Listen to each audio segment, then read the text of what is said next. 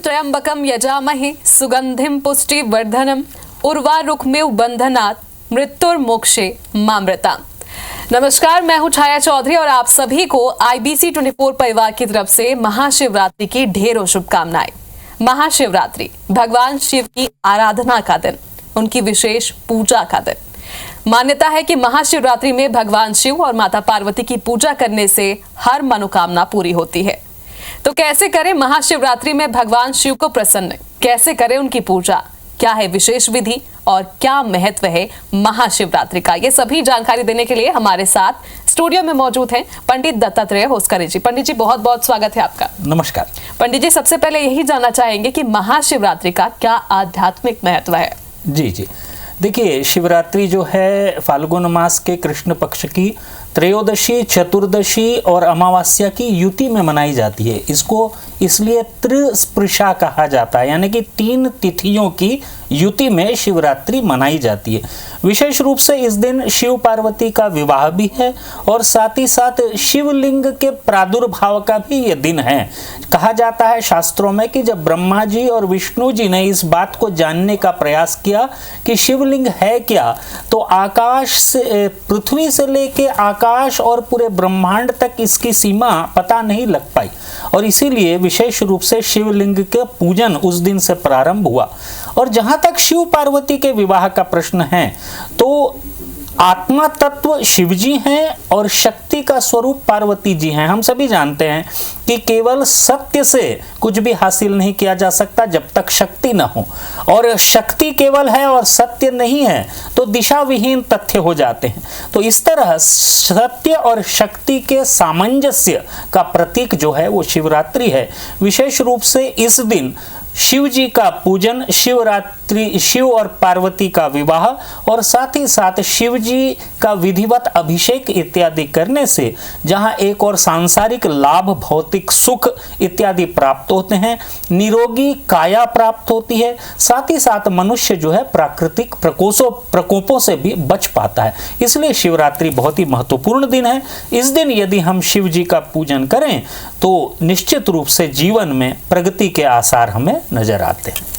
अच्छा पंडित जी, इस बार महाशिवरात्रि किस योग पर पड़ रही है और कितने सालों बाद ये संयोग बन रहा है? जी, विशेष रूप से यदि इस बार की शिवरात्रि की चर्चा करें तो बुधवार की शिवरात्रि है, बहुत ही महत्वपूर्ण है।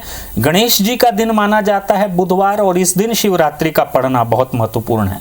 60 साल बाद, यानी कि 6 दशकों बाद ऐसा योग पड़ रहा है जहां पे त्रिग्रही योग बन रहे हैं, यानी कि सूर्य, बुध और शनि एक साथ एक स्थान पर आ रहे हैं, जो कि बहुत ही महत्वपूर्ण है।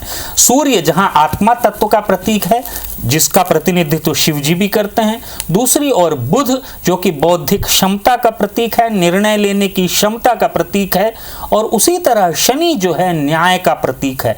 तो ये 3 ग्रहों की युति पर शिवरात्रि में शिव जी का पूजन करना बहुत अच्छा हो जाएगा। इसी के साथ मंगल और शुक्र की अवस्था, यानी कि मंगल लग्नेश होकर जो विशेष स्थिति में है उसका लाभ मिलेगा। शुक्र की स्थिति जो है वो धन धान्य की परिपूर्णता को बताती है। ये सारे के सारे योग श्रवण नक्षत्र, यानी कि चंद्र प्रधान नक्षत्र के साथ जब पढ़ रहे हैं तो निश्चित रूप से शिव जी की पूजा के फलीभूत होने के, समस्त आकांक्षाओं के पूर्ण होने के सारे के सारे लक्षण इस शिवरात्रि पर दिखाई पड़ेंगे। अच्छा पंडित जी, इस बार महाशिवरात्रि पर क्या भद्रा का कोई प्रभाव पड़ रहा है और इस बार मुहूर्त क्या है? जी, देखिए, भद्रा की यदि मैं बात करूं तो भद्रा जो है प्रातः 11:08 से लेकर रात्रि 10:02 तक है, लेकिन इसका प्रभाव नहीं है। क्यों? क्योंकि मकर राशि की भद्रा है जो कि पाताल लोक पे होती है, और पाताल लोक की भद्रा होने के कारण इस बार जो है विशेष रूप से कोई प्रभाव भद्रा का नहीं है, इसलिए दिन भर पूजन किया जा सकेगा। जहां तक मुहूर्तों की बात है तो मैं आपको बता देता हूं कि आप किस समय अच्छे से पूजन कर सकते हैं, फलों को प्राप्त कर सकते हैं। जैसे यदि आपको स्थिर लक्ष्मी की प्राप्ति करनी है और पारिवारिक सुखों को प्राप्त करना है तो आपको प्रातः 10:33 से 12:32 में वृषभ लग्न में पूजन करना चाहिए। इससे निश्चित रूप से आपको लाभ मिलेगा। साथ ही साथ यदि आपको वैवाहिक सुख प्राप्त करना है, पारिवारिक सामंजस्य प्राप्त करना है, यानी कि पति पत्नी में कोई विभेद है, कोई दिक्कत है, उसको ठीक करना है और पारिवारिक सुख प्राप्त करना है, परिवार में नहीं बन रही है, ये सब ठीक करना है, तो सिंह लग्न का पूजन करें। यह है सायंकाल 5 बजे से 7:10 तक। और यदि सभी सुखों को प्राप्त करना है, सभी इच्छाओं को परिपूर्ण करना है, विद्यार्थियों को प्रगति करना है, जीवन में सांसारिक लाभ, धन धान्य, सुख, समृद्धि, निरोगी काया इत्यादि सब कुछ यदि प्राप्त करना है, तो रात्रि 11:49 से 12:37 पे यदि शिव जी का आप पूजन करेंगे तो निश्चित रूप से आपको सभी तरह के सुखों की प्राप्ति होगी। पंडित जी, बात करते हैं विद्यार्थी जीवन की, तो विद्यार्थी ऐसे क्या उपाय करें जिनसे भोलेनाथ की कृपा उन पर बरसे? जी, यदि विद्यार्थी हैं, संघर्ष कर रहे हैं, किसी तरह से कॉम्पिटिटिव एग्जाम में सफल नहीं हो पा रहे हैं या फिर परीक्षा में अच्छे मार्क्स नहीं ले पा रहे हैं, 21 बेलपत्र लेना है आपको। 21 बेलपत्र ले लें, लाल चंदन लगा लें, प्रत्येक जो 3-3 पत्तों का युति है उस सब में लाल चंदन लगाकर सीधी हथेली के मध्य भाग पर रख लें ऐसा, और रख कर उस शिव शंकराय ह्रीम इस मंत्र का आप जाप करें और शिव जी को अर्पित कर दें। यदि ये आप करेंगे तो आप देखेंगे कि निश्चित रूप से बौद्धिक दक्षता में वृद्धि होगी। पंडित जी, जल्दी जिनकी शादी नहीं हो पा रही है, जो शीघ्र शादी की कामना करते हैं, विवाह की कामना कर रहे हैं, उनके लिए क्या कुछ उपाय? जी, यदि विवाह नहीं हो पा रहा है, उम्र बीतती जा रही है, तो ऐसे समय में लड़के जो हैं केसर युक्त दूध से और लड़कियां अनार के रस से शिव जी का अभिषेक करें। मंत्र दोनों के लिए एक ही होगा, ह्रीम ह्रीम गिरिजापतये शिव शंकराय ह्रीम ह्रीम। इस मंत्र का 108 जाप करके जो संबंधित सामग्री है उससे अभिषेक कर दें। निश्चित रूप से 1 संवत्सर में यानी कि 1 वर्ष के अंदर वैवाहिक रिश्ते की प्रबल संभावना बनेगी। और जिनके पास रोजगार नहीं है उनके लिए क्या कुछ उपाय हैं पंडित जी? जी, यदि रोजगार संबंधी कोई दिक्कत है, यदि नौकरी में परेशानी आ रही है, नौकरी मिल नहीं रही है, ये इस तरह की समस्याएं यदि आ रही हैं, तो आपको शिव जी के सर्प का पूजन करना चाहिए। सर्प का यदि पूजन करेंगे तो अस्थिरता से मुक्ति मिलेगी। सर्प का पूजन कैसे करते हैं? दूध, दही इत्यादि सब कुछ चढ़ाकर, शक्कर इत्यादि चढ़ाकर स्नान करा दें सर्प को और उसके ऊपर लाल चंदन का लेपन कर दें और धूप दिखा दें। इतना यदि आप पूजन कर लेंगे तो निश्चित रूप से आप देखेंगे कि आपको लाभ होगा। शिवरात्रि के पश्चात प्रतिदिन शिव जी का अभिषेक करते जाना चाहिए आपको। अच्छा पंडित जी, आर्थिक लाभ और ऋण मुक्ति के लिए क्या कुछ उपाय हैं? जी, यदि किसी भी तरह से आर्थिक समस्या आ रही है, धन धान्य की परिपूर्णता नहीं है, छोटे छोटे काम रुक जा रहे हैं, ऋण का बोझ बढ़ गया है, जो कि अभी बहुत लोगों को ऐसा देखने में मिलता है, करना क्या चाहिए? शिव जी का काले अंगूर के रस से अभिषेक करना चाहिए। सूपा और खाला छाता ये दान करना चाहिए। और एक मंत्र आपको दे रहा हूं, इस मंत्र का आप जाप कीजिए, धन समृद्धि प्रदाय श्रीमन महादेवाय नमः। इस मंत्र का यदि आप जाप करेंगे, कम से कम आप इसको 20 मिनट तो कीजिए शिवरात्रि के दिन रात के समय, आप देखेंगे कि निश्चित रूप से आपको लाभ होगा। और फिर इस मंत्र को आप करते चलें लगातार, तो इससे आपको निश्चित रूप से लाभ होगा और मनोकामनाएं जो हैं पूर्ण होंगी। अच्छा पंडित जी, आजकल मार्केट में कई तरह के शिवलिंग मिलते हैं जो अलग अलग पदार्थों से बने होते हैं, तो उन अलग अलग पदार्थों से जो शिवलिंग बने होते हैं, क्या उनके अलग अलग लाभ मिलते हैं श्रद्धालुओं को? जी, देखिए, असल में विभिन्न तत्वों के शिवलिंग आप स्वयं घर पे बना सकते हैं। कैसे बनाना चाहिए और उसका लाभ क्या है ये मैं आपको बता देता हूँ। ये मार्केट में तो आपको पत्थर के भी मिलेंगे, पारद के भी मिलेंगे और चांदी के भी शिवलिंग मिलेंगे, स्फटिक के शिवलिंग मिलेंगे, कांच के शिवलिंग मिलेंगे। ये सब का अपना अलग महत्व है। लेकिन यदि आपको लाभ प्राप्त करना है तो शिवरात्रि के दिन विशेष रूप से घर में इन शिवलिंग को बनाएं और उसका पूजन करें, लाभ मिलेगा। सबसे पहले मिट्टी का शिवलिंग, नदी के किनारे की मिट्टी का शिवलिंग, यदि आप इसका पूजन करते हैं तो सभी मनोकामनाओं की पूर्ति होगी। कलावा यानी कि जो धागा हम हाथ में बांधते हैं कलावा, उसका यदि शिवलिंग आप बनाते हैं, एक सुपारी पर उसको लपेटकर इसका शिवलिंग बना लें और इसका पूजन करें। इससे होगा क्या कि जो आपका विरोध कर रहे हैं, जो शत्रु भाव आपसे रख रहे हैं, जो बैर रख रहे हैं आपसे, वो शांत हो जाएंगे। इससे आपको लाभ मिलेगा। स्फटिक का शिवलिंग, यदि इसकी पूजा आपको करनी है तो इससे लाभ क्या होते हैं? एक तो सबसे पहले विवाह जिनका नहीं हो रहा है उनको वैवाहिक सुख प्राप्त हो जाएगा। दूसरा, लक्ष्मी प्राप्ति के लिए, श्री की प्राप्ति के लिए, धन धान्य की प्राप्ति के लिए स्फटिक का शिवलिंग बहुत अच्छा है। विधिवत पूजन इस दिन कर सकते हैं और जीवन में इससे शांति भी प्राप्त होती है। यदि आप कपूर और कुमकुम का शिवलिंग बनाएंगे, यानी कि कपूर और कुमकुम को मिला लें और इससे शिवलिंग बनाएं और इसका पूजन करें शिवरात्रि के दिन विधिवत, तो निश्चित रूप से पारिवारिक सुख यानी कि दाम्पत्य सुख आपको प्राप्त होगा। संतान नहीं हो रही है तो संतान संबंधी दिक्कतें शांत होंगी, निरोगी काया प्राप्त होगी और प्रगति के साथ साथ शांति भी प्राप्त होगी। फूल के यानी कि कनेर का जो फूल होता है, पीला, सफेद, गुलाबी, कोई भी कनेर आप ले लें, उससे शिवलिंग बना लें।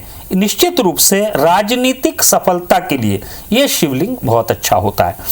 अब आटे और फलों का शिवलिंग यानी कि आटे का या फल का शिवलिंग आप लेंगे। गेहूं का आटा ले सकते हैं, चावल का भी आटा ले सकते हैं। और फलों में सेब इत्यादि, अनार, अंगूर, इसके शिवलिंग, तो संतान प्राप्ति के लिए ये अच्छे होते हैं। यदि पारद शिवलिंग की आपको पूजा करना है, आपने मार्केट से पारद शिवलिंग ले लिया और इसका पूजन यदि करेंगे तो सर्वोन्नति होती है, यानी कि सभी तरह के सुख इससे प्राप्त होते हैं और प्रगति प्राप्त होती है। गुड़ का शिवलिंग या शक्कर का शिवलिंग उत्तम स्वास्थ्य के लिए अच्छा होता है। इसी तरह से विभिन्न तरह के अनाज यानी कि चावल, दाल, गेहूं इत्यादि के शिवलिंग जो हैं आर्थिक और पारिवारिक समृद्धि देते हैं। दूबी का भी शिवलिंग बनाया जाता है, जो गणेश को दूबी चढ़ाते हैं उसका शिवलिंग। यदि ये शिवलिंग का आप पूजन करते हैं तो अकाल मृत्यु से मुक्ति मिलेगी। इस तरह से ये सभी शिवलिंग हैं, इनका आप पूजन करके सभी मनोवांछित कामनाओं की पूर्ति कर सकते हैं। पंडित जी, सुखी जीवन के लिए नवग्रहों की शांति बहुत जरूरी है जी, तो उनकी शांति के लिए क्या कुछ उपाय है? जी देखिए, नवग्रह की शांति के लिए विभिन्न तरह का पूजन किया जाता है वैसे तो, लेकिन शिवरात्रि के दिन यदि नवग्रह की आपको शांति करनी है तो सबसे पहले मैं बता दूं, शिव जी का अभिषेक यदि आप जल से करते हैं तो सूर्य की शांति होती है। यदि सूर्य नीच का है तो उसकी शांति हो जाएगी। चंद्र यदि वृश्चिक राशि में पड़ के नीच का है तो कच्चे दूध में काला तिल मिलाकर यदि आप पूजन करते हैं तो उससे लाभ होगा। यदि मंगल आपकी कुंडली में नीच का है या मंगल राहु युक्त है तो गिलोय की बूटी से, यानी गिलोय का रस मार्केट में मिल जाता है, इससे अभिषेक करें। बुध यदि नीच का है आपका मीन राशि में तो यदि विधारा की बूटी से आप अभिषेक करते हैं तो इससे लाभ होगा, या फिर विधारा की जड़ मार्केट में मिल जाती है, पानी में डाल दें और उससे अभिषेक कर लें। बृहस्पति के लिए यानी कि गुरु आपका यदि मकर राशि में पड़ के नीच का हो गया है तो कच्चे दूध में हल्दी मिलाकर शिव जी का अभिषेक करें, लाभ मिलेगा। शुक्र यदि नीच का है कन्या राशि में तो पंचामृत से अभिषेक करें। शनि यदि नीच का है मेष राशि में तो आप गन्ने के रस से अभिषेक करें। इसी तरह से यदि राहु और केतु विपरीत अवस्था में है, अष्टम भाव में है, द्वादश भाव में है, तो निश्चित रूप से यदि आप भांग का थोड़ा सा जल ले लेंगे, उससे अभिषेक कर देंगे, तो निश्चित रूप से आप देखेंगे कि राहु और केतु की भी शांति हो जाएगी। जी पंडित जी, महाशिवरात्रि में राशि के अनुसार भी आपसे उपाय जानना चाहेंगे। जी, राशि के अनुसार उपाय की यदि मैं चर्चा करूं तो विभिन्न तरह की जो 12 राशियां हैं और 12 राशियों को उनके अनुसार, उन राशियों की प्रकृति के अनुसार मंत्र शिव जी के और अर्पण यानी कि अभिषेक किससे करें ये मैं आपको बता रहा हूं। ये करने से निश्चित रूप से आपको राशि के अनुसार लाभ मिल जाएगा। सबसे पहले बात करते हैं मेष राशि की, तो आपके लिए मंत्र है ओम ह्रीम अधोक्षजाय साम सदा शिवाय नमः, और तत्व होगा जिसका अर्पण करना है केसर दूध का। वृषभ राशि के यदि आप हैं तो ओम ह्रीम अंबिका नाथाय सांब सदा शिवाय नमः और मिश्री युक्त दूध से अभिषेक करना है। मिथुन राशि के यदि आप जातक हैं तो ओम ह्रीम श्रीकंठाय सांब सदा शिवाय नमः, इस मंत्र का जाप करना है और गन्ने के रस से अभिषेक करना है। कर्क राशि के यदि आप जातक हैं तो ओम ह्रीम भक्तवत्सलाय सांब सदा शिवाय नमः, इस मंत्र का जाप करना है, गाय के दूध से अभिषेक करना है। सिंह राशि के यदि आप जातक हैं ओम ह्रीम पिनाकिने सांब सदा शिवाय नमः, अनार के रस से आपको अभिषेक करना है। कन्या राशि के यदि आप जातक हैं तो ओम ह्रीम शशि शेखराय सांब सदा शिवाय नमः, इस मंत्र का जाप करते हुए बेल के रस से अभिषेक करना है। तुला राशि के यदि आप जातक हैं तो आपके लिए मंत्र होगा ओम ह्रीम शंभवाय साम सदा शिवाय नमः और आपको अभिषेक किससे करना है? नारियल के पानी से। वृश्चिक राशि के यदि आप जातक हैं तो आपके लिए मंत्र है ओम ह्रीम वामदेवाय साम सदा शिवाय नमः, और तत्व है पंचामृत, इससे अभिषेक करना है आपको शिव जी का। धनु राशि के यदि जातक हैं आप तो ओम ह्रीम सद्यो जाताय साम सदा शिवाय नमः, ये आपके लिए मंत्र होगा, और अभिषेक किससे करना है? गुलाब जल से। इसी तरह से मकर राशि के यदि आप जातक हैं तो ओम ह्रीम नील लोहिताय साम सदा शिवाय नमः, इस मंत्र का जाप करना है और अभिषेक करना है काले अंगूर के रस से। कुंभ राशि के यदि आप जातक हैं तो आपके लिए मंत्र है ओम ह्रीम कपर्दिने साम सदा शिवाय नमः, और अभिषेक करना है मोंगरे के इत्र से। आखिरी राशि है मीन। मीन राशि के यदि आप जातक हैं तो आपके लिए मंत्र होगा ओम ह्रीम विष्णु वल्लभाय साम सदा शिवाय नमः, और आपको अभिषेक करना है बेलपत्र और दूध से, यानी कि दूध में एक बेलपत्र डाल देंगे और अभिषेक कर देंगे। ये 12 राशियों के अनुसार यदि आप मंत्र बोलेंगे और अभिषेक करेंगे तो आपको लाभ मिलेगा। जी बहुत बहुत धन्यवाद पंडित जी तमाम जानकारियां साझा करने के लिए। नमस्कार। इनसे जरूर जो श्रद्धालु हैं उनको लाभ मिलेगा जी। तो शिव अनादि है, शिव अनंत है, शिव शक्ति है, शिव भक्ति है, शिव ही सत्य है। इसी के साथ हमारे इस खास कार्यक्रम में अभी के लिए इतना ही। देखते रहिए IBC 24। नमस्कार।